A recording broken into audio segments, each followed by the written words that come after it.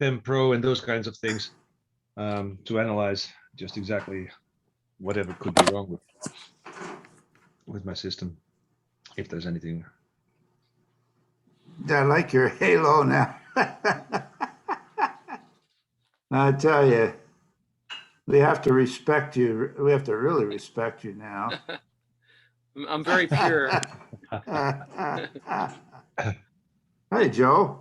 Hey, how's it going? Good to see you again. You too. Oh, what? Hey, you're Oh. there. I'm here. Technical problems. So what's new? With me Yeah. or why- generally?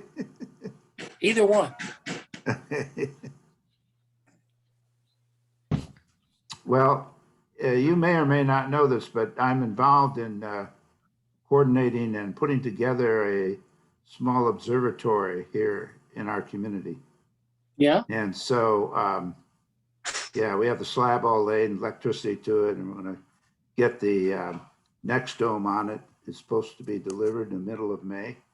Cool. And I'll Cool. be putting my 11-inch C11 Mhm. E in there. And so we're going to, it was a proposal I made about a year ago, a little over a year ago, to the staff here that put this together for the benefit of the residents and the staff and their families. So we're going to use it to show whatever we can see from here.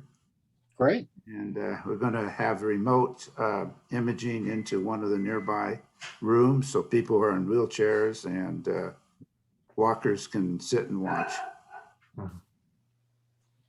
Nice. Nice. So that's where I'm spending a lot of energy and time right now. Yeah. Hopefully by May or so, people will actually start to be able to come in person. Hopefully. Yeah. Well, the staff will be able to, but there are many people here who just their mobility is impaired. So Oh, right. even when I'm in Westminster Village, it's an independent living long-term care facility.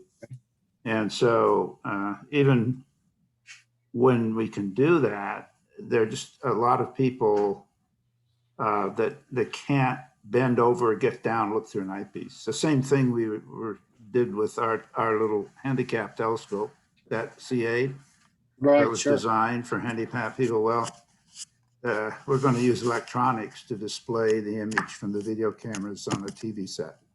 Great. So it's very exciting, and everybody here knows about getting excited about it. It's pretty neat. Cool. That's wonderful. Joe, I like that dinosaur head in the behind you there. Where'd that come from? My nephew made that for me. Hmm. He was 15 at the time, and Really? I commissioned him to do that. I offered to pay him a certain amount, and he made it for me, and it came out really well. Yeah. Now he's graduated from RISD, and he owns a gallery in an Wow. art town, and he does a lot of professional artwork. So I figure one of these days he's going to get really famous, and then I'll be able to sell it, and that'll be my retirement. Exactly. Hey, Joe, if I see it start moving, though, I'll warn you, okay? Do that, please. Yeah, Looks like it's ready to pounce. it does. Yes, it used to have a cigar in its mouth, but the cigar kind of fell apart. I used to have that in my office at UCSB, and somebody became a dad and was handing out cigars. So I thought I'd give the cigar to the dinosaur. That's great. That would look great. So Tom, is that the conjunction behind you? That's how close they got? That's right. That's right. Yeah, right. There you go. That's what it looked like through my telescope. Yes. I figured, yeah. So guys, I got my first shot finally. I got it in Lompoc. They opened it up on Sunday, I think, for a group from 16 to 65 years old or something like that. That's right. So finally, Excellent. it's my turn. Yeah. That's great. Yeah. Yes, it's nice that the Hey, Bruce, vaccine what's is going on? finally making it around, Yep. making it to town. Yeah, I got my second shot last week, and it was a day and a half of kind of rough, but overall, it's worth doing for sure. Yeah. Yeah. Well, we were vaccinated here in our community early on, so Oh, I had full immunity by the 22nd of February. Oh, that's awesome. Yeah, they came in and man, they just hit all the communities like this big time, and they used what pharmacy was it? Anyway, they cooperated with several pharmacies that came in and did it. So That's good. Yeah. yeah. So we have a new moon coming up. Does anybody have any plans? Hopes? Well, Fantasies? I will definitely start trying my AC 2600 MC. That's brand new on my scope. Yeah, I ordered a 2600 MM as well, but that one's still on pre-order. So, and I realized that I'll probably want to do something simpler and just have a color camera. So I'm gonna, get on it. I was in doubt if I should try it tonight because it's going to be an hour. Yeah, 1 hour. Yeah, so tomorrow is a better time. I've got a little bit more time.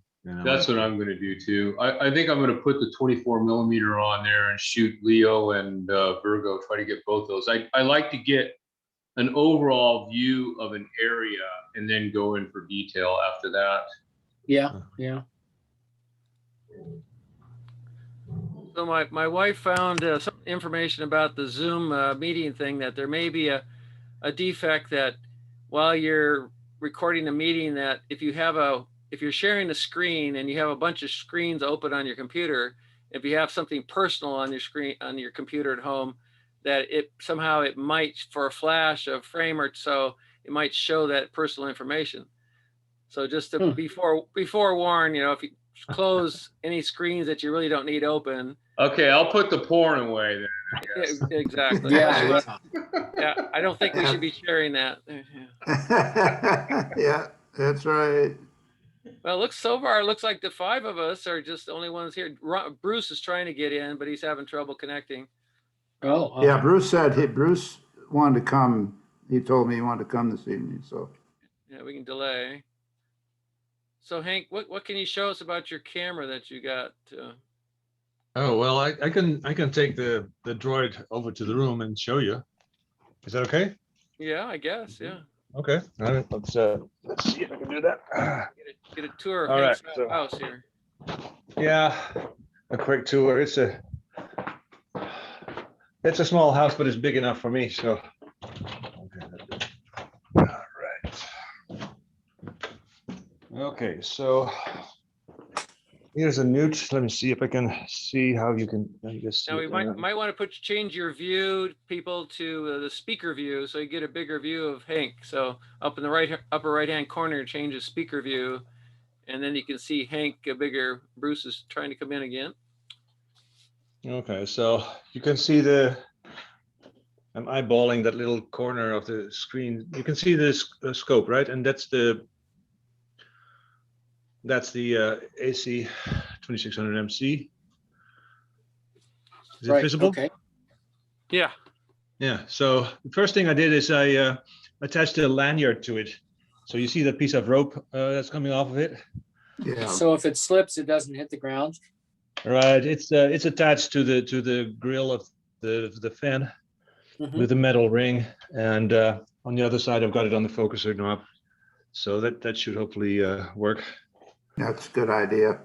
Yeah, and so it balances out. You can tell that the camera itself is actually below. Well, it's about at the axis of rotation, pretty much. So that reduces the need for counterweight quite a bit.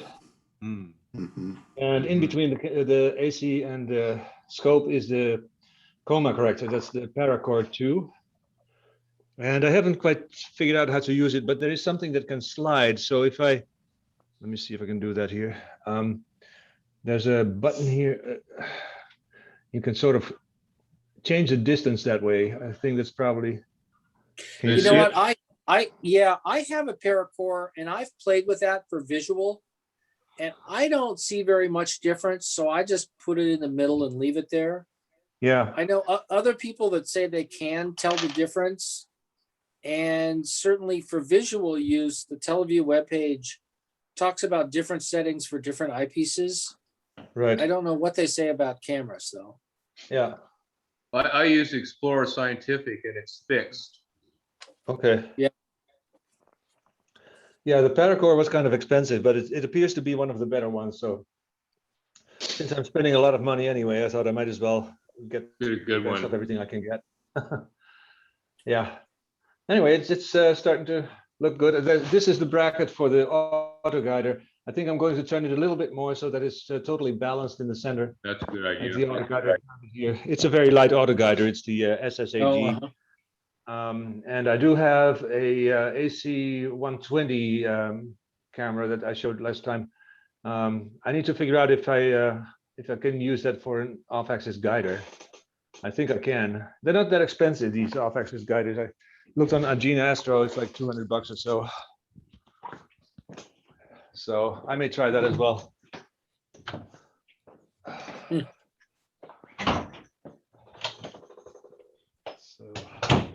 So welcome, Bruce, Tim, and Mike.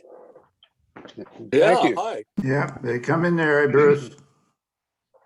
It's taken me 20 minutes to get signed on, and I go through all the motions, put in the numbers and whatnot, and it keeps running me around.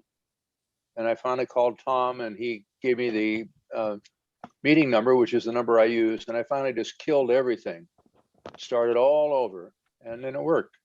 Yeah.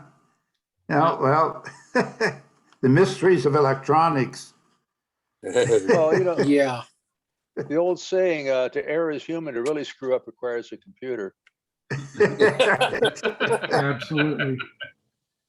Yeah, I'll tell you. It's like I say, technology is great, except when it isn't. All right. That sums it up.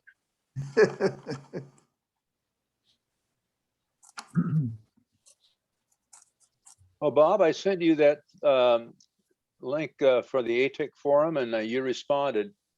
Yeah, And then the I forgot what the whatever the M87. M87 that you sent. Yeah, Oh, yeah. Well, I went out and I wanted to get a better picture, so I just Googled it, and here it comes up on Wikipedia, and there's an image there that was taken by Hubble, yeah, and I forwarded that to you, and it's also got banding, but it's vertical banding, so it's not just unique to the ATIC. yeah. Yeah. Well, some CMOS cameras can have a problem with that. Yeah. It's Yeah, I on the have left-hand that. I was going to side. show that after I showed you my picture and discuss it. Yeah. I So got maybe- some, Go ahead. I just found out yesterday that William Bell has closed their doors. Really? Yes. Yeah, didn't they announce like 9 months ago they were going to close? That I didn't know. I would have Yeah. jumped on the chance to get some books. You snooze, you lose. They were a really great resource. So Bob, Okay. you want to go ahead with your M87 show? See what information you have for us? Yeah. Yeah, sure. We can do that. I'm going to go back here. Okay. I wanted to share this with you guys because it was for me a rather extraordinary experience to image this object. I first really heard about it when I was reading Sky and Telescope magazine a little over a year ago, and the author had an article in which he recounted how he had viewed M87 visually and had been able to see the jet. M87, to refresh your memories on M87, is a gigantic elliptical galaxy in Virgo. It's about 56, 58 million light years away. It's way bigger than our galaxy, but like most ellipticals, it's devoid of dust. It's just stars. But it has a gigantic, massive black hole, which was kind of made it famous a couple of years ago when the Event Horizon telescope was able to image the black hole. Do you remember that? Right, and they just came out with an updated image just yes, last they week. did, and I couldn't find that. Maybe some of you have it, but it's really was an amazing feat to get this. It took a lot of coordination. So so I decided that, well, I'm going to take a look at this galaxy and image it and see what I can see. and I was amazed to see what I could see. It was. So it's up in the sky right now, and it's toward the zenith. So any of you are interested, I would encourage you to go take a look, but you'll need a camera. The fellow that viewed it visually, he needed, I think, to really see it well, or any color or anything, you need at least 20 to 30 inches of aperture and up. And one drawing he had, I think he did to a 60-inch professional scope. So what I'm going to show you was taken with ATIC Horizon camera for a total, and get this seems unbelievable, but for a total of 30 minutes. Okay. And what these cameras can do is just incredible. So I'm going to share it with you if you get it up here. Bob, was that the Horizon 1 or Horizon 2 camera? This is Horizon 1. The Horizon 2, which has since come out, is an improved version. So I don't think you can get the Horizon 1 anymore. And I've debated whether to spend the money to get the Horizon 2. Is it worth it? I'm still debating that. But let me see if I can get this up to show you. Okay, Nice. can you see that? Mm-hmm. Yeah. Okay, let me bring it in a little bit. But here you have the galaxy. And of course, you get toward the center with this supermassive black hole. And then here you have the jet. And it comes out. This is a relativistic jet. It approaches very close to the speed of light as it's coming out. It goes on the other side. You can't see it, of course, but it goes the other way. It goes both ways, bilateral. So this was taken almost exactly a year ago. It was taken on March 29th, 2020. And at F10, there were 300 6-second exposures for a total of 30 minutes. Now, to me, this kind of thing is revolutionary. Being able to see this with a total 30-minute exposure. And what happens with the Horizon is that it internally stacks, and you take very short exposures because the program is such that it will automatically reject. You can set the level that you want in terms of quality of the image. So the longer your exposure, the less the quality of image, just due to the fact that there's more turbulence that can affect the image. So what you do is you take short exposures, and many of them, and then That way, many get through the bar that you set, which you can adjust, and then the camera, it stacks them internally so that you come out with an image of all of these here, 300 stacked images. And then you actually work with it. You take it out and then do post-processing with it. I use Photoshop Elements to do that. And also, it completely does away with guiding. You don't have to have a guide telescope anymore. What you do is you align the telescope very carefully. You have to have very good polar alignment. And you have to have good tracking. So you need a high quality mounting. But once that's set, if it's off a little bit, the algorithms in the stacking program compensate for that. They'll pull the images together so that unless you have a lot of movement and shift, you get good star images. This particular photo, the star images are, let me see, not as round as I would like. And I was having some trouble, where you see they're just slightly oblong. I was having some trouble. I think I was not adequately aligned. I was a little bit off. So, but most of the ones I take, which I'd like to later, we can go into this later, I can show you many more images I've taken with this camera. And that really short overall exposure times and the detail it captures is amazing. So what recording speed? What recording speed were you using? I don't have that recorded. I don't have it in my stats here. Okay. So that's a good question, but I just don't have the information. Yeah. I don't know if I can get the image up for you of the interface. Let me see here.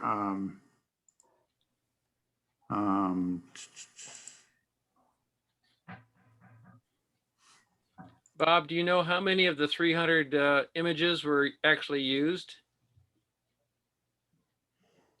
No, I don't know exactly.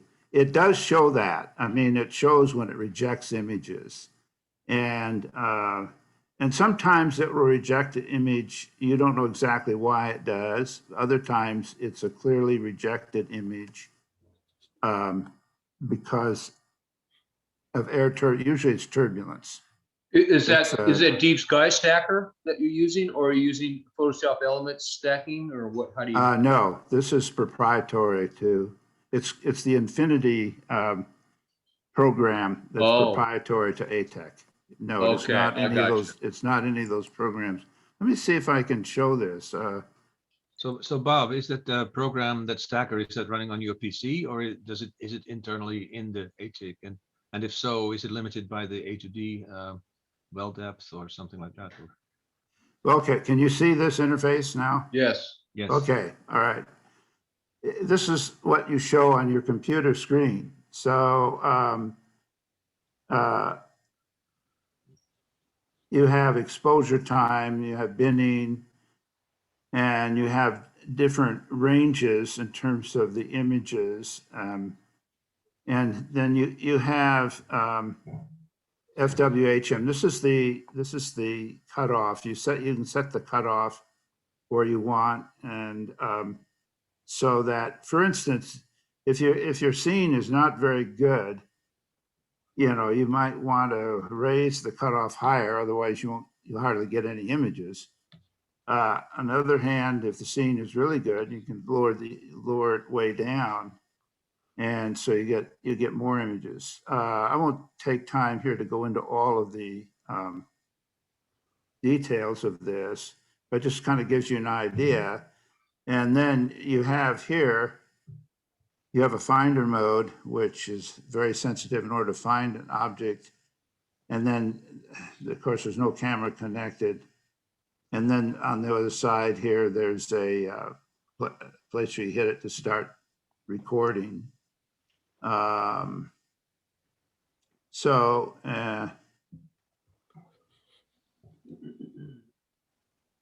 you hit that, that'll start, the hit here, actually, I'm sorry, is recording. This is the, anyway, it is a really interesting program. Now, it doesn't give the resolution of cameras that have, like some DSLRs or dedicated astronomy cameras.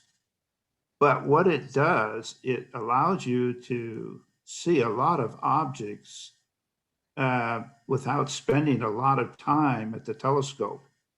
And it gives you decent images. And if you're interested in viewing a lot of different objects that you just never could see with your eye through an 11-inch scope, just never, this will show it to you in a relatively short amount of time. So on a faint object, you know, you might be spending, I usually don't spend more than an hour on any one object to see what I need to see. So anyway, that's how I got that picture. But it's really fascinating stuff. Bob, can you see the image building as you go? Yes. Yep. That's fascinating. That's really interesting. It's like as it stacks, it gets better and better and better and better. So you see more and more detail, more color, everything improves.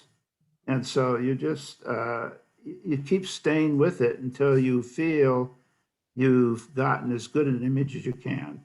Now, we're all familiar with this thing with light pollution, is that if we image something too long, the background light can overwhelm the signal. I mean, we can get washed out.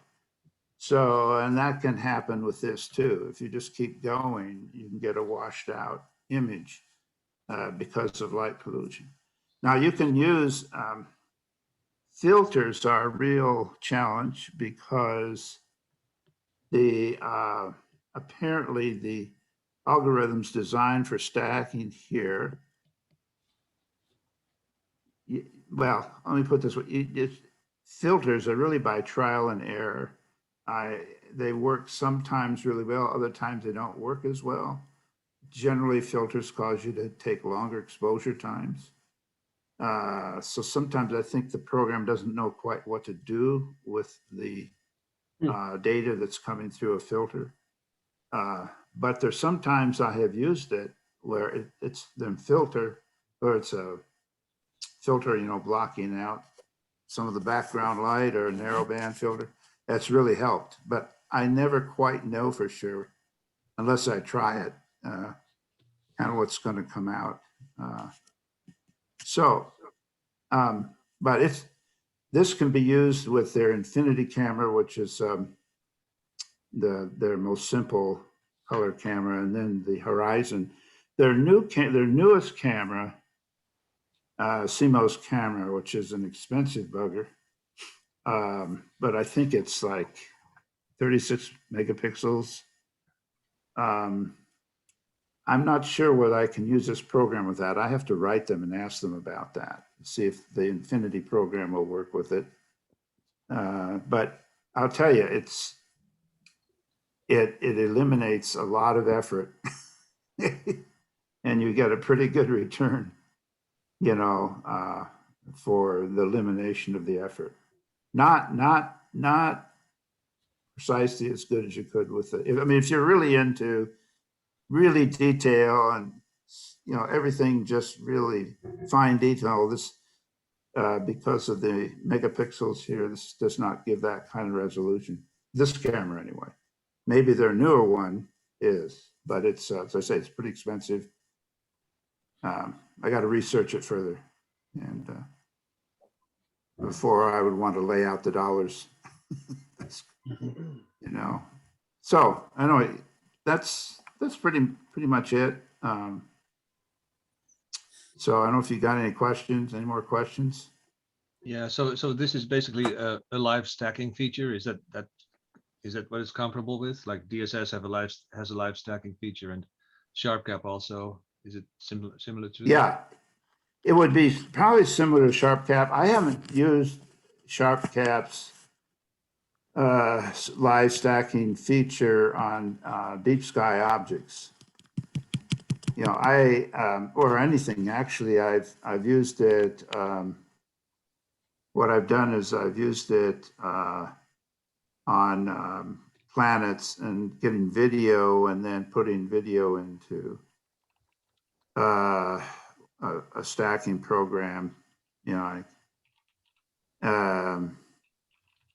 the one that I use mostly is, there are a couple of them, but the one that I use is where is it here?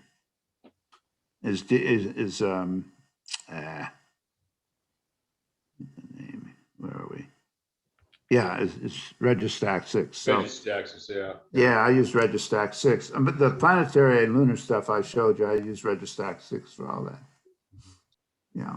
So I don't know. I haven't tried out deep sky and anything else, but it might be fun to do that. For those who like Deep Sky Stacker, you might want to use it with Astrostacker, I think, or there's another program where it uses the Deep Sky Stacker engine actually a lot better than you could alone with Deep Sky Stacker, and does a similar thing where you see it in real time. Yeah. Yeah, well, this Tom's got up here, this is a Horizon 2, the mono. You can get it either in mono color, and mine's color. And I don't know. About $1,200. Yeah, that's right. The Yeah, newer, buy two. If you were using the mono, would you have to have a filter wheel? Is that what you would yes, use? yeah, you would. Yeah, you'd have to have a filter wheel. Yeah, to get color. I'm trying to see where the new one is. I don't know if the name of it. Huh. They have something called a large format. Yeah, I was CC. looking at that. I wonder how big they are. Are they 35 or are they 51 millimeter or what? Oh, 61.17 megapixels. Wow, that's big time. The APX 60, I think, is the new one, and that's like $2,000 or $2,500. I mean, that's really expensive. Uh-huh. It's just, and I'm not sure it works with the Infinity. I have to write them, ask them whether it works with the Infinity software. Have enough people use this that there are some blogs and ratings and stuff like that you can go research? On the Horizon 2 there is, my camera there is, but it's not available new anymore. So, but I don't know about some of this latest camera. I think it's APX 60, I think, but I can't. For such small It's a pixels, C. it's got pretty good full well capacity, which is important if you want to get star color along with the nebulosity. Yeah, this is the CMOS. It's a CMOS camera. That's the new one. So, yeah. So that it looks like a great camera, but I'm going to research it. I mean, I have to really be convinced that it's. I wonder how big the sensor is. It says down millimeter. here. 43 millimeter. 43 millimeters. Right. That's Yeah. gonna give you That's some the trouble diagonal? right there. What? That size might give you some trouble. Well, you might get vignetting. Well, you might get some vignetting. So it said, yeah. Yeah, or if you're using a refractor and you've got a field flattener on the front end of that thing, you may get some optical vignetting, which will result in the same thing that I was getting with the NP127. The NP127 IS can take up to 51 millimeters, by the way. So, but not the one that Gary gave me. So there's something to consider when you get the sensor. That sensor size could be an important element in determining whether you're going to have vignetting. And we're not just talking about darkness vignetting. We're talking about diffraction vignetting. So you're going to get the C11 Edge has built-in optics that flattens the field. So you don't add anything to it. That's where the Edge. But if your sensor is so big that field flattener is not, see, you've got a big, huge, look at your primary is large. Your field flattener is small. So now you get your sensor bigger, you see, and you get to the point where you're actually, that flattener that's in that C11 is actually impinging on your optical path. It's okay for an eye with 22 millimeters or an AP site sensor, but you start getting in these larger format sensors, and I'm going to bet you're going to have problems. Well, that may be. I mean, I'd have to ask them about that. That's a good point, Dick. So if I got serious with this, I'd have to research that and talk with them about it. Yeah, I'm not serious about it, so I haven't done any research. Well, I have a friend that's trying to get me to buy a camera with a 410 sensor, and that's a full 35 millimeter. And the reason he wants me to do it, he says it's the most sensitive sensor on the market because it's got very large pixels. It's only like 27 megapixels, but it's got very large pixels. And, I keep asking people, and a lot of people are advising me that it's too big for the classic C11 and normal small refractors. Just, it won't. I mean, a lot of them can only cover a certain circle, so you're throwing away. You're throwing away imager if you can't really cover it properly. It's a beautiful camera. It's very sensitive, but. Well, if you use it with Hyperstar, there should be no limitation, right? Hyperstar, I thought, is only good for APS-C. Am I incorrect on that?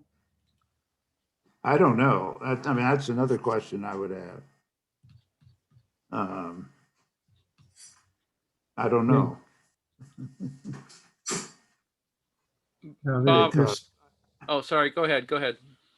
Now there's some newer cameras that are, they say that they're got the efficiency almost like that 410 sensor, 75 full well capacity, and like single electron noise, and some of them get around it by using smaller pixels and automatically adding 4 up to get a larger pixel and get a better sensitivity.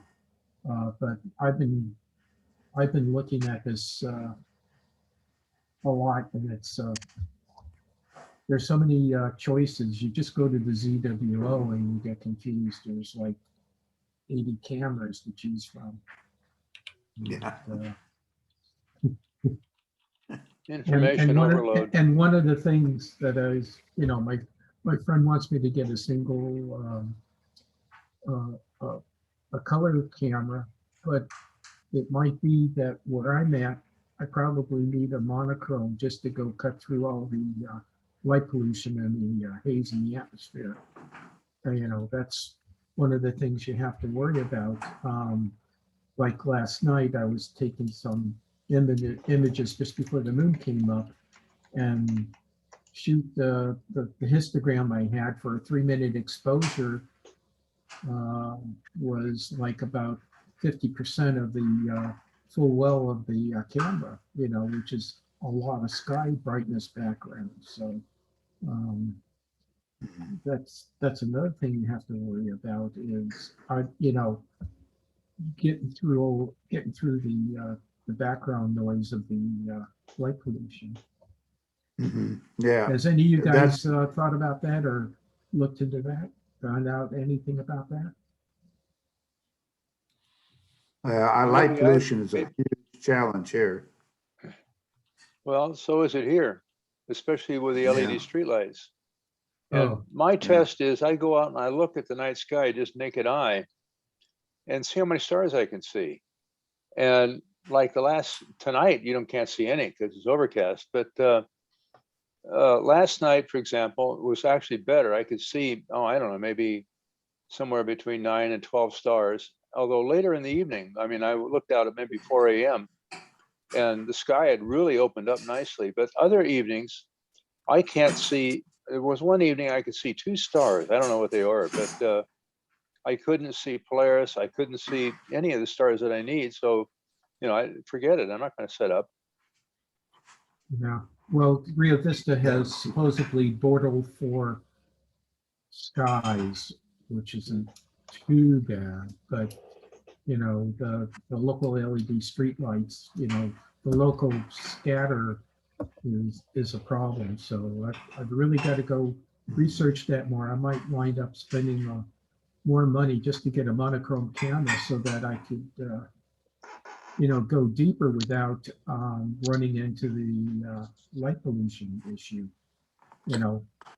It's not just going to the H alpha or the oxygen. It's going to narrower band color filters to help cut through the light. And of course, you're going to be exposing for more time. So there's not the instant gratification with a full color camera, but you could go deeper.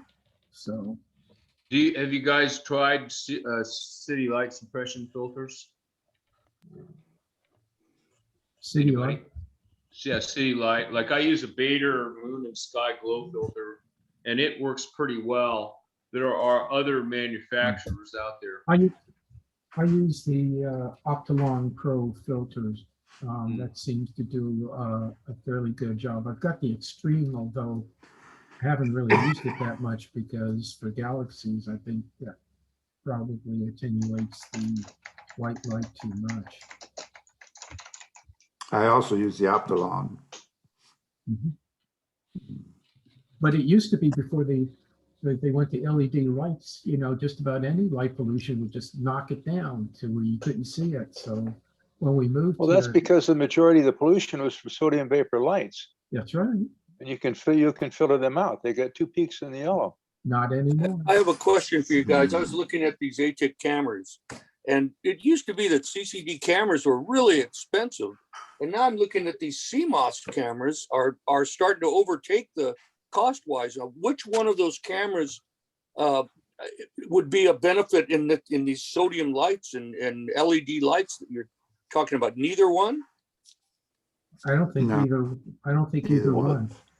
The sodium But- vapor lights and But I think what might be the hot ticket is more bits. In other words, what we're fighting is reduced contrast with the dim objects. Okay, you've got this level of light, and instead of being the light pollution down here and your nebula here, now it's more like, you're only talking about a fraction of percent.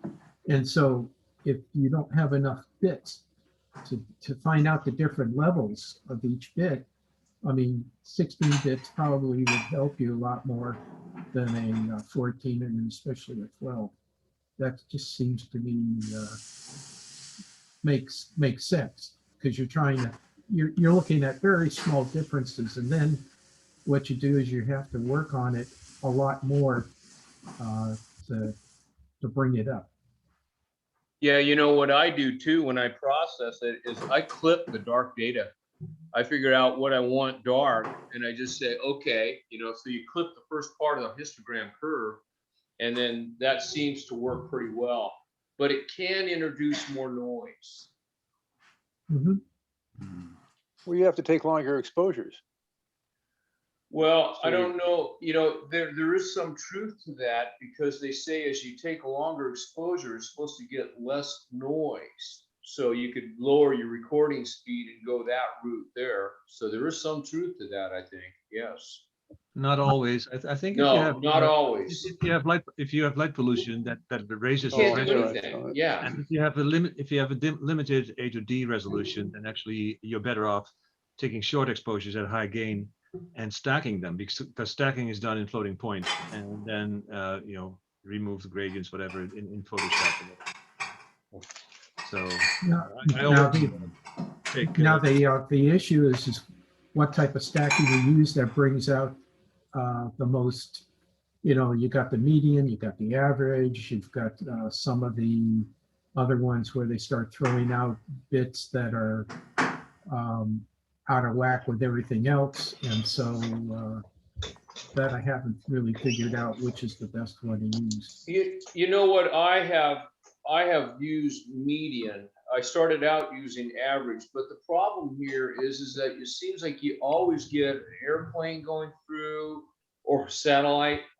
And when you use median, you've got a lot better ratio of rejection right there. Now, of course, your signal to noise ratio is the square root of the number of samples when you use median, because it's a least squares fit.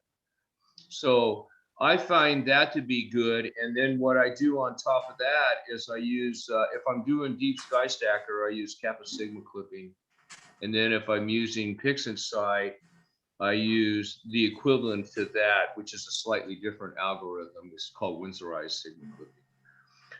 And what that does is that rejects based on the standard deviation. So the kappa value that you get is a multiplier of number of standard deviations away from the mean that you will start rejecting from right there. That seems to work pretty well. Now, there are issues, let's say when you're using something like a 24mm lens and you put it on a tripod head and you're moving this thing around, see, from night to night. If you do a night to night shoot, then what you can do is you're going to get image distortion as a result of not being at the same angle. And so what happens is a lot of times is you don't have good outlier rejection, you'll actually cancel out stars from one night to the next. They just won't be there. It'll just be like a black area of sky. And so when you use the outlier rejection, that usually takes care of a lot of those problems that you might get with image distortion from night to night shoots. Speaking about images, has anybody imaged the nova between Cassiopeia? No, that's a really interesting one too. Now let's see. That was that. Is that? That was up to a 9th magnitude. What constellation? It's like on near M52. Yeah. And It's between Cassiopeia and Cepheus. Oh, okay. Wow, that's way out there. That's looking right up the Salinas Valley for me, I think. Well, the last night the elevation was like 66 degrees. It was nice. You know, it was up there. Oh, okay. Huh. Well, I'll try and see if I can get it. it's a few degrees lower for me. I'm in a different place, but Well, Bob, when you were using that infinity camera, that's video. So it's it's called a video camera. Yeah. now that's going to be different than these other cameras when you guys are talking about shooting and you're using filters and so many so many seconds or minutes of shooting and then shorter shots and stacking them. But the video is that going to be a benefit for certain situations?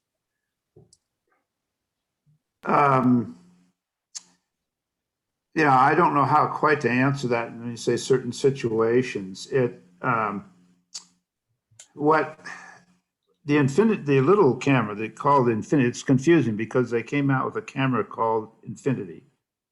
And then the stacking ware is also called Infinity. Okay, the Infinity camera, yeah, there it is. It was a hot topic back in 2017. When that first came out, it was touted as a video camera in the sense that it rapidly shot a lot of frames and it stacked them at the same time. And you could see it actually developing on your screen. You could actually see the image developing on your screen. So it caused quite a sensation. So that's better for some type of, that would be better in a situation like an outreach situation because people could see you building the. Oh yeah, yeah, it's great for outreach. Yeah, it really is great for outreach. And I think what I was getting at is in, you know, like when in dentistry, when we were taking shots, you know, single shots of colors of teeth, they in no way did they come out better than if you shot it in video. The color rendition was just better in video. And I'm wondering if there's some kind of correlation there between when you guys are doing you're shooting at night using video versus, you know, shooting raw images. You know, I would imagine the raw images would be a lot more detailed, you know.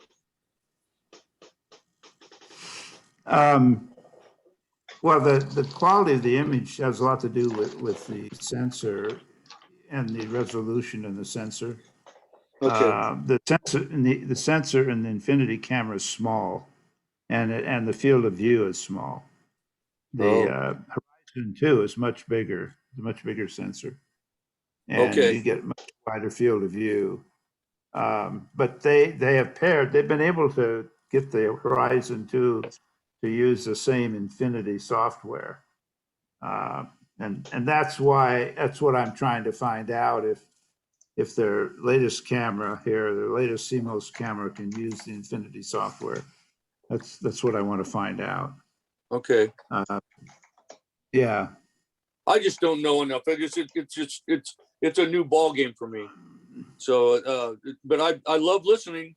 Just go right Well, ahead. I tell you, if you want to, like, for instance, this is I'll just say which I found a really fun thing. Sky and Telescope will have different pictures of galaxies, like deep sky objects. Sue French, you know, writer column, and these people, and they would show you these pictures. Well, with the Infinity, all I had to do with that on there is just aim the telescope and the coordinates, and I just, within a matter of minutes, I was watching on my computer screen pictures that were every bit as good as were in the Sky and Telescope magazine. And I said, wow, I mean, why do we want to look through an eyepiece? Because to see this, you'd have to get a telescope that would be twice the size, at least, of the 11 or 22-inch or big Dob to see this. And here you have an 11-inch scope, and I'm seeing images, and I can actually look at the images and trace them out. Oh, there they are. I see this picture in Sky and Telescope. Here they are, right on my computer screen. I see them. And so it's really, if you like to explore, if you just like to look observationally, it's a great way to go because you can see a lot of different stuff very, very quickly and quite well with a little Infinity camera. Now, if you want to get into a really high level, high quality astrophoto, you're not going to get it. It just doesn't have the resolution. You need Horizon 2, or you need this other camera, this other CMOS camera. Yeah, now, CMOS cameras are taking over. This Horizon 2, that's a CMOS camera. See, I don't know. I'm going to look into the difference between the CMOS and CCD again. I've been through it once. I'll do it not tonight, but this Horizon 2, will it shoot video or single shots? Is that one of the things it can do? Yeah, you can use different programs with it. And I use the Infinity program because I like to have it stacked, in-house. And I have, let's see, let me go look and see if I have a picture of M51 here that I can show you, the taken with the original Horizon. Let's see, let me see here, I'll show it to you. So Tim, are you trying to compare it with a Malin cam? Is that what you have in mind? Because No, that's no, okay. I'm actually the I watched Chuck use the Malin cam a lot, and I've also seen some of the stuff that Bob's done, and he gave a presentation when we had our club meetings, and he had one of these. I think it was this Infinity camera, and he was saying it was incredible. I did, yeah. There'd be a group of people standing there, and literally right before their eyes, he would start seeing these images forming. But I don't think the Malin cam would give that kind of quality. When Yeah, Chuck yeah, I think that I would say that's probably accurate. Okay. For instance, if he did Orion, Orion was just blown out. The trapezium area was just, it would be blown out, but there'd be lots of colors. It would look really neat. But I think when Bob was using this little Infinity camera, he could get some quality images while it was building the image, and it would kind of give out results that were quite nice, because I saw the images he was showing. So yeah, Hank, I think that Okay. I think this little Infinity seems like it's superior for that. Yeah, it would be. It would be. Okay, here's M51. This was taken at f10 with the C11 edge. It is 120 30-second exposures for 1 minute. So look at all the detail you get in 1 minute. Mm-hmm. Isn't that incredible? It's really cool. Yeah. Now this is with the Horizon. Did you say You can 120? see some of it. Now I've got some banding across here. That has been a problem with this camera. They have issued new software, and I haven't used it much because we've been moving and all. But when I get the telescope into the new observatory here, I'll go back and checking it out. But see. Did you say 1 minute exposure total? Of this? Yeah. That's very 1 minute. good. So by the way, how many bits is your, because the APX 60 is 16 bits, the one that you were mentioning, and the one that I'm getting, the 2600 MC, is also 16 bits, and that should have benefits in terms of light pollution. Yeah. This was taken here in Scottsdale. Yeah, it was actually taken here with bad light pollution. We're border 8, so that gives you an idea. Yeah, but this was there was no filter. We're border 8, and there's no filter on this. It's unfiltered. Good grief. It's neat. Are you able to use dithering with this? Maybe that would help the banding. Dithering, in other words, every exposure you move the image just a little bit and take another image. Once, I suppose you could do that. What happens is once you start going, again, see this, there's no guider here. There's no guider on this. This is unguided. And see, in this case, I got, look at the stars, they're perfectly round. So let's see. They're 30-second exposures. So. Yeah, they're 30-second. So they're just 120 of those. And so what you've got here is once you start, you know, it just, once you program it all in that interface I showed you, once you program it all, then it just starts going. And you can see, it's fascinating to watch, is that you can see on your computer screen, you can see that nucleuses show up, and gradually the arms, and more eventually you see the whole thing. You can actually watch it. It's like, it reminds me of, you know, the film days where you put, you know, when you're developing film, when you put the paper into the water and the image, you know, came out. It's like that. Yeah, that's about where it stops, though, because I used to do it that way with astrophotography, and after that, boy, yeah. Yeah, I mean, this is, I tell you, compared to how it used to be, this is nothing, right? This is nothing. I mean, it just amazes me. I just, every time I do this and watch this thing materialize, this galaxy or whatever, in front of my eyes, I think, yeah, this is amazing. It's amazing. So anyway, I enjoy it. I like it because it gives me a lot of time to mess with the image. You know, when I get an image, I can come and fiddle with it and play with it. And I think I've got here, let me see. Yeah, here, okay, here's the original. This was actually what was on the screen. Okay. This was saved. This is Oh, actually. so the other one's Photoshop. Okay. Yeah. Okay. Yeah, you go in and yeah, and you clean it up. Uh-huh. But this is what you get here. That's really good. That's on the screen of the telescope, computer. Yeah. What is that other one? Is that M82 or? Oh, this one? Well, this Oh, one, Black. that's Eye. a black eye. Yeah, black Yeah, that's a eye. black eye.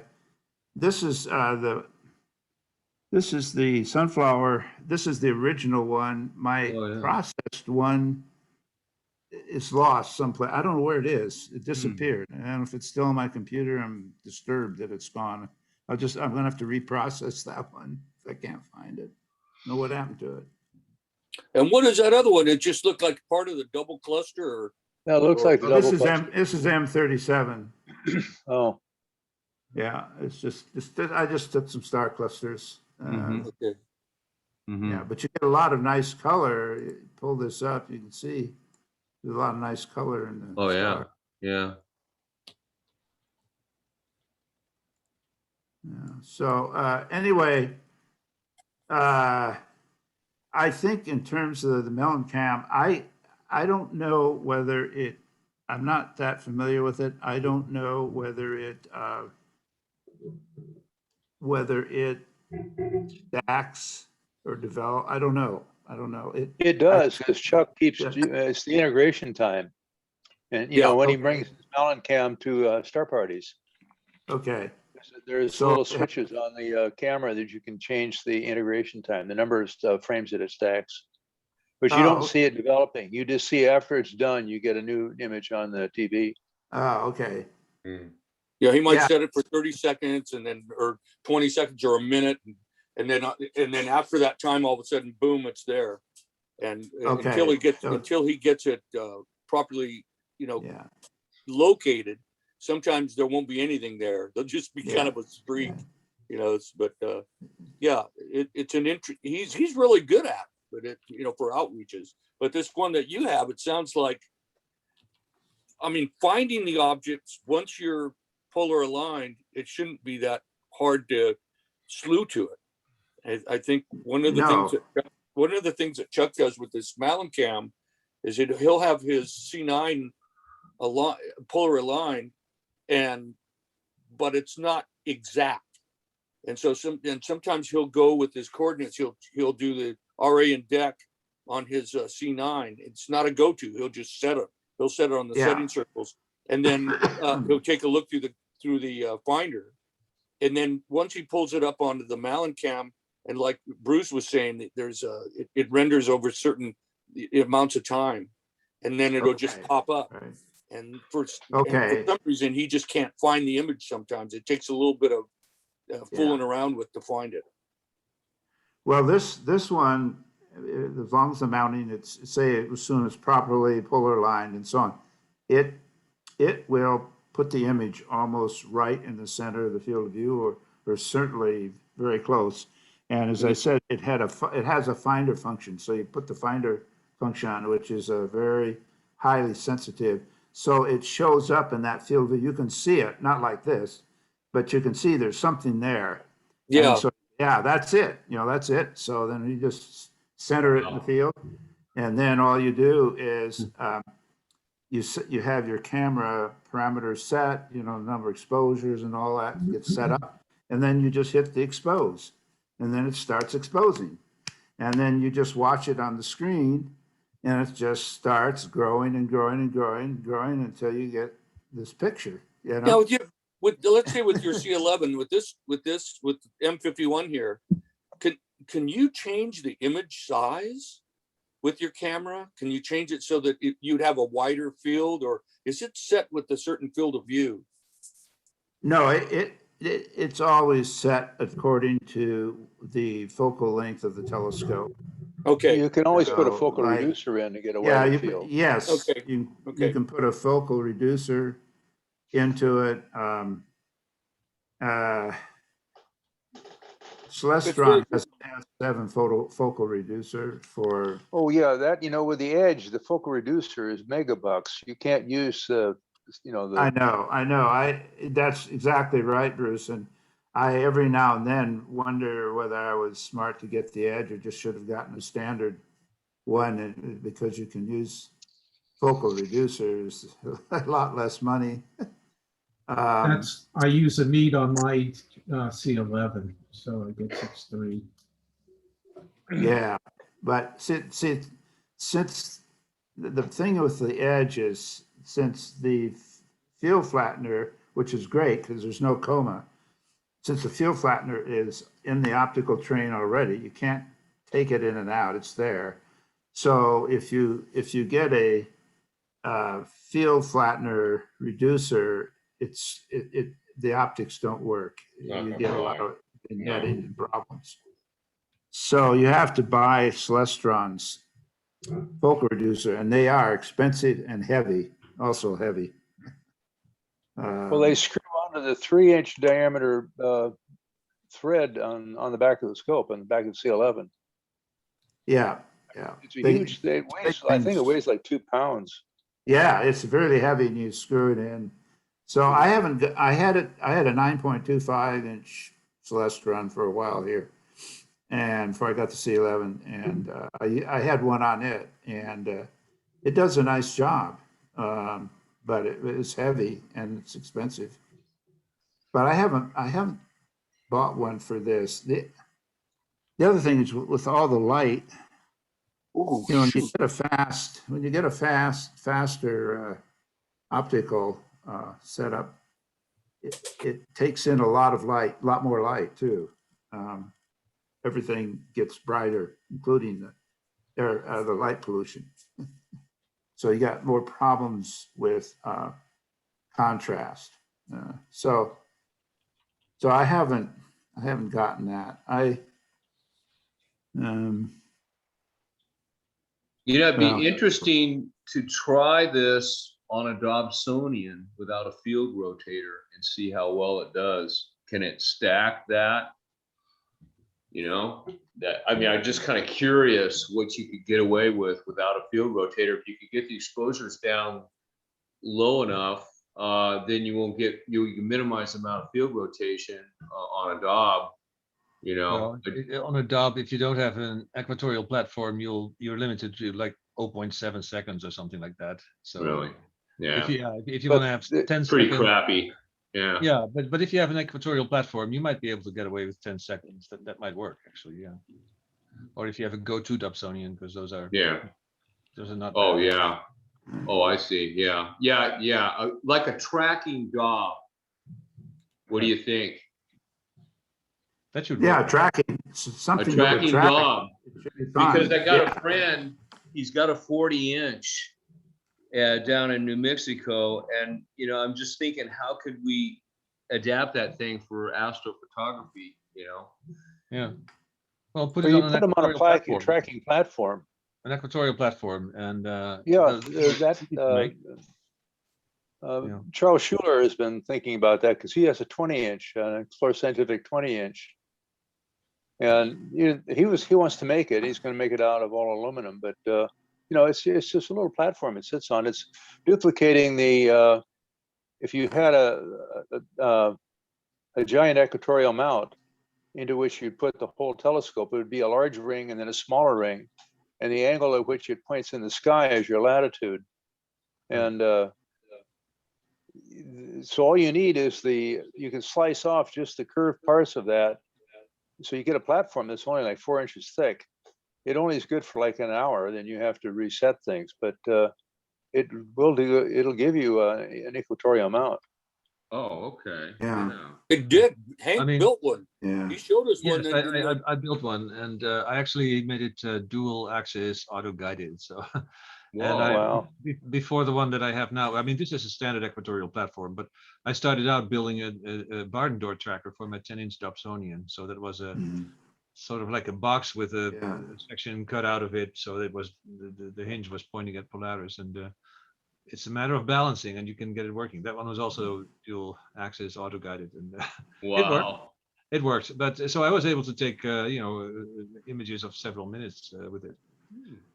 Well, bear in mind that this camera, the way the stacking is, it is forgiving if you're not perfectly tracking, because it automatically aligns the images. I understand. I understand that.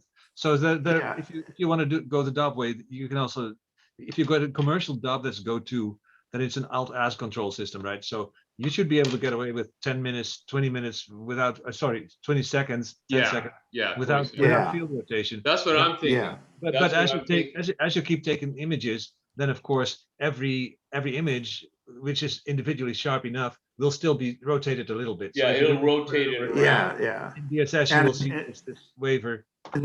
That in would the work. case- If you have an equatorial platform, that should take care of it. And in fact, if you wanted, if for a 20-inch, you might want to get a nice one. And so Tom Osipovsky sells the nice ones that are of aluminum. They are dual axis auto guided, and they cost like $2,000 or $3,000. But then you can actually take quality images. If you go to their website, equatorialplatforms.com, they have some nice examples there of what people can do with it. And if your tracking gets so bad, this software will stop stacking. It'll just won't stack. In other words, it reaches its limit, and then it stops. So it won't let you get, crazy. Too far out. Yeah. Won't Now, stop. is this the Horizon 2, Bob? That's the What's Horizon that? 2? This is the Horizon Yeah. 2 or the? Yeah, the Horizon 2 took the place of my Horizon. So the Horizon 2 is improved. It uses the infinity stacking as well as the infinity camera uses the infinity stacking. Those two cameras I know use it. Yeah. But, I gotta get in my piggy bank, man. That thing sounds cool. I think Yeah, you're busy with it's guitar fun. making. yeah, it's fun. It is. It really is fun to watch this. I'm still gonna Yeah. start with that little Rebel camera like you used to do, just with the moon. I just want to do it. I haven't set it up though. I sent Tom a message tonight. I wasn't gonna show up. I've been working out in the backyard, and so I haven't set up the telescope in a long time. We have some steps going up to the hill, and my wife and I were walking up the steps, and I almost fell through because the termites hollowed out the wood. You couldn't see it. So we were taking this wine barrel up the steps, and all of a sudden you heard this crack, crunch. So I've been out there the last couple of days. I didn't know if I was going to make it tonight. And I'm sitting. I had to leave for a second right now. I've been picking up and sawing all this pressurized lumber, and the stuff is sharp. It's got splinters everywhere. So I was just sitting here talking to you guys, and I looked down, and I was just in a pool of blood. Oh, jeez. So I get, but one of these nights I got to get out there. The moon's, it's in a good spot just for my little backyard. you know, Yeah. Oh, your Rebel will be great. I mean, it'll be Yeah. good. Yeah. and we don't have the upgraded, there's one street light up the street from us on the other side of the house. And that could interfere with it a little bit, but you know, a nice little BB gun would be kind of cool. No, you won't. The polycarbonate, sound like- polycarbonate No, lenses it on was really cool for a while because this street light, it would go off for like 20 minutes at a time. It would just go off, but then right in the middle of nowhere, it would just go bing and it's back on again. And you're going like, what the hell? You know, you thought some kind of aliens were in your front yard. Really? That sounds like Bruce. Bruce was telling me that one of the lights went off, but he wasn't going to report it because he Well, didn't they want. finally came and fixed it, and You didn't want it. No. So the guy gave me the local number to call to get, it's light pollution, you know, or light trespass, they actually call it. The street light's supposed to illuminate the street, not your house. Right. And the problem right. we have here is the phone poles are all tilted toward the ocean. They're warped that way for some reason. Right. And so, but they can't change the angle of the LED streetlight, but they can put a skirt on it to, you know, to shield. But see, the houses on the other side of the street don't get any light. It's really tilted, you know, toward me. It illuminates my second story deck even. I have a friend that the streetlights don't bother him because they have 22 caliber bullet holes through them. And Doesn't work with LED. what he does is he has a car with a sunroof. You drive directly underneath the streetlight and open the sunroof, lay back and very accurately aim, Yeah. go bang, and then you just drive away. You know? It went off. Yeah, he said one of the times when the guy came out and replaced the stuff, he took the sender and shook it and it rattled. And he says, gee, I've never had that before. Yeah. Bullet in it, right? Got lead poisoning. Bruce, that help you gave me, and Mike, the help you gave me on that little LED, it was great. You know, the potentiometer on my little tester, I can sit there and crank that dial about 20 times. It's a 10K potentiometer. And I could just like dial that thing up and yeah, there it is right there. Yeah, it's a 10-turn pot. Yeah, and you can see that I have that little LED on the bottom, and there it is right there. And I put I think it's 150 ohm in there. And Right. now I have the 4 AA batteries. Man, that sucker is bright. It's really bright. Well, that's what I kept trying to tell you in the emails. You know, setting the resistor is just so that you can't overpower the LED. Yeah, If you yeah. put 20 amperes through that, it's going to be probably way too bright for you. Yeah, it's, you know, that's what it's showing when I put the little metal slit over that's a brass strip that I got one of my lab burrs out, and it has a very narrow diamond disc, and I can cut a really narrow slit. But even with the little narrow slit, you can really see that green coming through. The other side is what I got to deal with, is because the way I mounted this, I just literally cut a little it's about the 3/8 inch. Yeah, see that? That's what I'm looking at from the rear. So I have to figure out how to black that thing out, and I couldn't do it. Paint. Yeah, I'll find some kind of paint, but it's Just black paint, you know, flat black. Just Yeah. And go around the edges too, so that you know you get no light trespass. Yeah, and I can take that thing off and pop that wood off, off of it, so I can really go after it. Mike, what's cool is the way I made this. It's not held in a. Usually these little LEDs, they have little holders that are made of plastic, and you really pop them in there and they just stay there. But the way I made this, I just cut the wood. It's less than a 1/4 inch thick, but I cut it so that you can press that LED in, and there's enough friction to push it in and out. And I can get it closer to the Ronchi grating or further away. It's kind of cool. So what I'm going to end up doing is I'm going to black out where I'm going to set it in the spot it's going to be in, and then I'll black out that backside. But I've yet to find.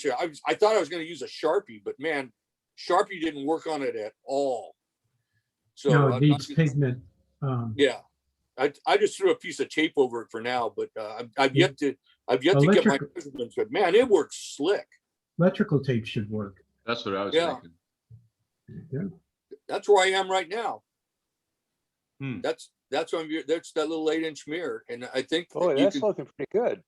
Yeah, the thing is, Bruce, that the lines, especially in the center there, they're just like it's just too spherical.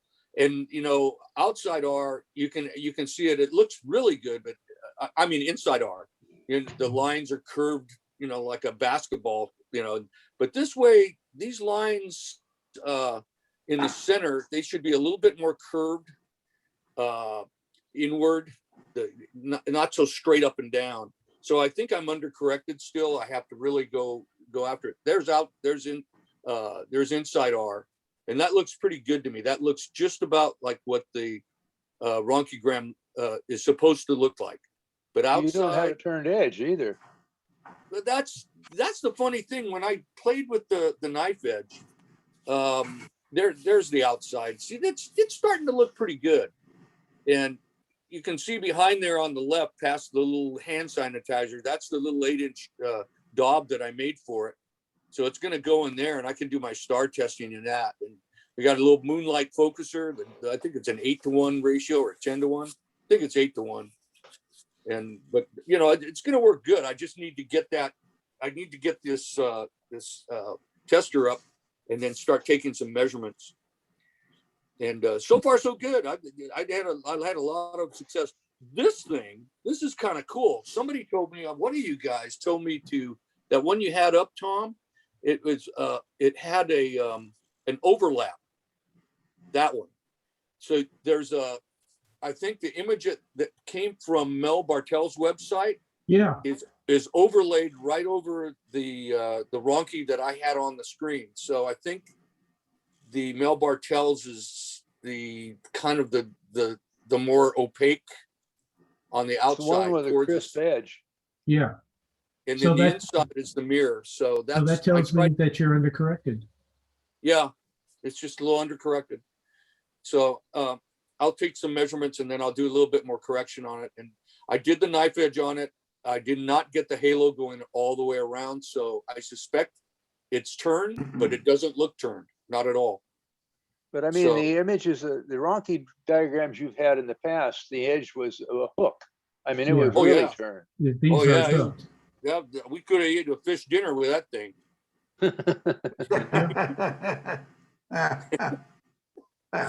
Yeah. So anyway, yeah. Thanks, you guys. I think now that I got these LEDs on there, and plus this is a 10mm LED, and I have a whole bag full of these little 5mm, so I can pop one of those in there. It's going to be a lot less intense, so that'd be a benefit to me.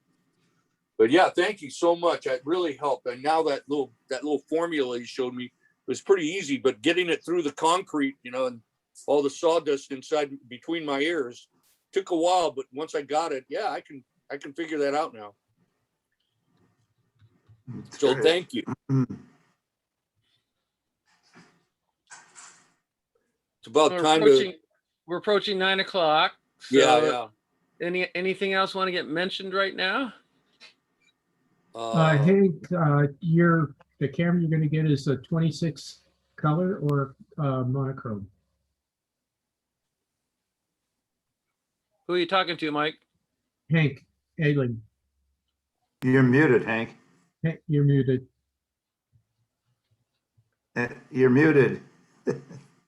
Yeah, sorry about that. It's the AC2600MC. That's the one that's mounted on that's the color one. It's mounted on the scope right now. And Op should be delivering the 2600mm as well. So that will help me on the nights when there's a lot of light pollution, I hope. But I'm going to try with the color first to get the hang of it. And then once I've got everything under control, I'll try the, so I've ordered a color wheel and everything. And so this is, so I've also got the Pi 4B going, and that works fine actually. It's faster than my Pi 2B. I've got my Pi 2B here. I loaded Astroberry on it as well. I'm just wondering about a live stacking camera system. Has anybody used Serial for stacking? Oh, not me. No? I've Okay. heard of it, but not Yeah. allowed. It works on Linux, and it's not part of Astroberry, but I'm reading up on it, and it seems to be good. Somebody on the Sky Searches is using it, and he claims that Serial removes has a capability of gradient removal for every individual sub. So that's kind of cool, actually. So I'm gonna try that probably sometime. So how many megapixels is this camera? Good question. I don't know. I'd have to look. It is 16-bit. That I can tell you. But by the way, your ATEC Infinity is also 16-bit, so that is actually pretty good. Yeah, yeah. It's 6248 by 4176 is what they're saying, whatever the math works out on that. Yeah, I'm not hung up on the total megabytes or megapixels because megapixels. Yeah. sometimes if you have larger pixels, you've got less noise. So it's Yeah. It's 32 megapixels. Okay. Yeah. Oh, 26.1 megapixels actually. Oh, I must have misunderstood the numbers you cited. 80% quantum efficiency. The MM should be like over 90. Anyway, so the AC 1600 MC is quite successful, and I presume that the 2600 MC is going to be better. So Now, Optolong came out with a filter that is narrow band, a bunch of narrow bands. It passes the O3 and passes sulfur, passes the hydrogen alphas. I read about this. The whole idea is that it cuts out the background, the light pollution. But it was also terribly expensive. It was like over $1,000. Yes. I'm not going to buy that one yet. I mean, I'm waiting for some reviews. Yeah, I did read some reviews on YouTube, and there was one guy who claimed he was in a white zone, and he was this new camera that he had was, I think it was a 2600 MC. He had no problems with it. He could get amazing images there. So let's see if it's true. So you're getting the color version of this? The color and the mono. Yeah. We're getting both. Okay. Yes. So last night there was an online show of somebody of the Sky Searchers who did a presentation with the 1600 mm, and he was using an H alpha filter. Yeah, see format. He was trying to do some galaxies, but you don't see much really. I mean, of course, it was full moon, right? You still hope that if you use a filter that you can punch through it, but it was just very faint. And I guess it's because galaxies are wideband objects, so the filter will filter out most of the light. I think that the way to go is with narrow color filters. In other words, RGB narrowband to get through, but still, yeah, you're losing sensitivity. Yeah. I don't intend to use any filters with the 2600 MC. Well, maybe for some emission nebulae like the Veil. I have this Optolong filter. That's the what is it? The L Enhance. That should be really good for the Veil because it's blue and red. But so is this a CMOS camera? Yes. Yeah. Well, CMOS apparently is the wave of the future, rather than CCD. Mm-hmm. Yeah, they don't make CCD anymore. Nobody makes them. Yeah. Yeah. Yeah, and the problem with CCD is you get row noise, whereas with CMOS you don't have that. You have an amplifier for each pixel. Yeah. Well, Henk, I look forward to you getting some images with this camera. It'd be really fun to see. Yes, come up with. It's and with your 10-inch scope. 12-inch. 12-inch, yeah. I mean, 12-inch, yeah. 12-inch scope. You should be very fun to see what you'll be getting. Right. I mean, the camera itself should be no problem at all. But the scope is the bigger challenge Yeah, with guiding there. Plus, also it's an f4, so I have to figure out the coma corrector and so on because yeah, sensitive to yeah. it. Well, that'd be great. Great to see Yeah. when you get it all together. See It what should be you a can come pretty up with. powerful system once it's going, and I should be able to crank out lots of images. Actually. Yeah, no kidding. I don't know. It's good. Yeah. Okay, guys, I'm on my All way right. out. Okay, that's a- well, I gotta go. Thank you, Okay. guys. Good night, We'll guys. see you later. Good See you night. guys All Bye right. bye. next week. Good night. Bye-bye. Bye. Good night. Thank you, everyone. Thank you. Thank you, Tom, for moderating. Appreciate it. Yep.